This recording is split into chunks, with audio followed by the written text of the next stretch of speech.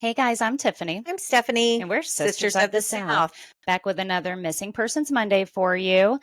And if you can just do us a quick favor and share this video and get these faces out there, we would very much appreciate it.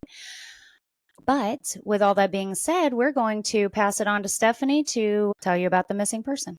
Yeah, we've got a few faces here today that we're going to share with you in this one story.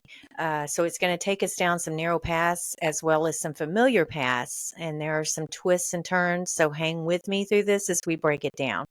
On March 27th, 1991, it was a spring break for the school kids in Tyler, Texas, including Megan's older siblings. Melanie, Megan's mom, arranged for Megan's aunt and cousins to come over for a relaxing day of watching movies and playing at the playground. While Melanie and Megan's aunt remained in the apartment, Megan and her brother and cousins went to a nearby playground. Around 11:15 a.m., Megan came back to the apartment to grab a snack and take some back to the playground for the other children. Then about 10 minutes later, the other children returned to the apartment, but Megan was not with them. Melanie went out to search for Megan, but when she couldn't find her, she contacted law enforcement to report her missing. Although there was an extensive search for Megan, law enforcement was not able to track down any witnesses who had seen Megan, nor did anyone report seeing anything suspicious. Hmm. Megan was born on October 9th, 1987. He describes Megan as energetic and bright. At just 3 years old, Megan was already learning to write and spell, recalls Melanie. She had tons of energy, and we would spend a lot of time running after her. Megan loved to play with her toys, run around, and play with other children, especially her two older siblings.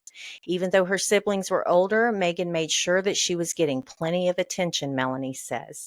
The story leads us to 8-year-old Chad Choice, who was kidnapped and killed by a friend of the family, Patrick Horn, as ransom to pay his own drug debt. This tragedy took place 8 months prior and in the same town where Megan went missing. Yeah, that's Mhm. suspicious. It is. Also, if you guys remember that we dropped a video on April 14th of missing Christine Storeen Bird.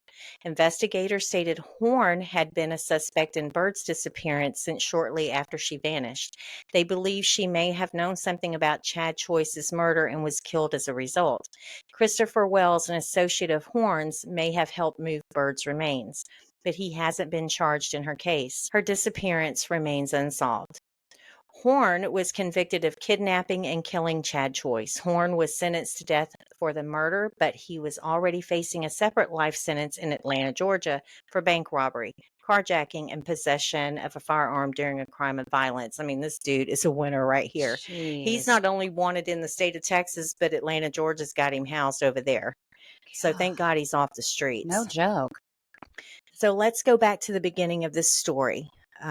We started with little Megan Garner. If anyone has any information regarding the disappearance of Megan, you are asked to contact the Tyler Police Department at 903 531 1000 or Tyler Smith County Crime Stoppers at 903 597 2833. Assigned to Detective Holt at 903 531 1028. Megan deserves justice. If Patrick Horn is the accessory to her kidnapping, then it needs to be stated, proven, and he needs to be sentenced. Her family needs some closure and peace. The only peace of mind for civilians at this point is that Patrick Horn is off the streets and where he needs to be behind bars for the rest of his life. And I guess it doesn't matter whether he's in Atlanta, Georgia, or if he's in the state of Texas, as long as Megan gets justice. Yeah, of course, if he's the culprit that did this. Right. So, but I will say this, if he was in Texas with the crimes that he has, he would be put on death row.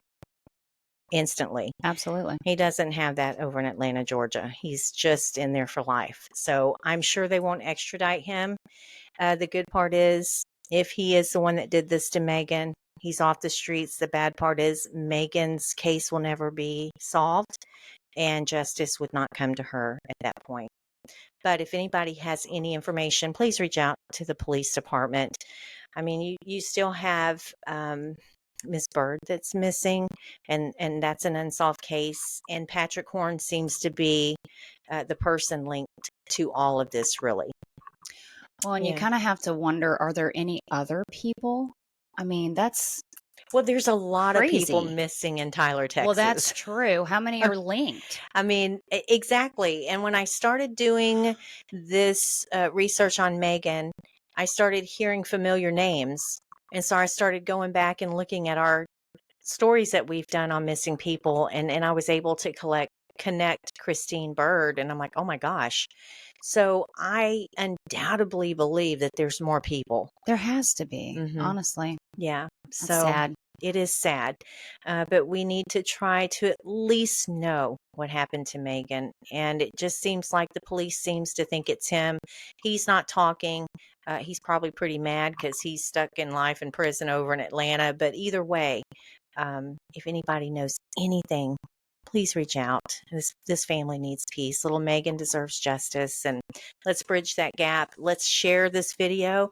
There's so many people involved in this one missing person that's linked, that I know that there's somebody out there in Tyler, Texas, or even somewhere amongst that area that knows something. So Yeah. yeah, let's do little Megan some justice there. And if you could share, we'd greatly appreciate it. But until the next episode, guys, please remember to see the See the good good and and stay stay imperfectly imperfectly perfect. perfect.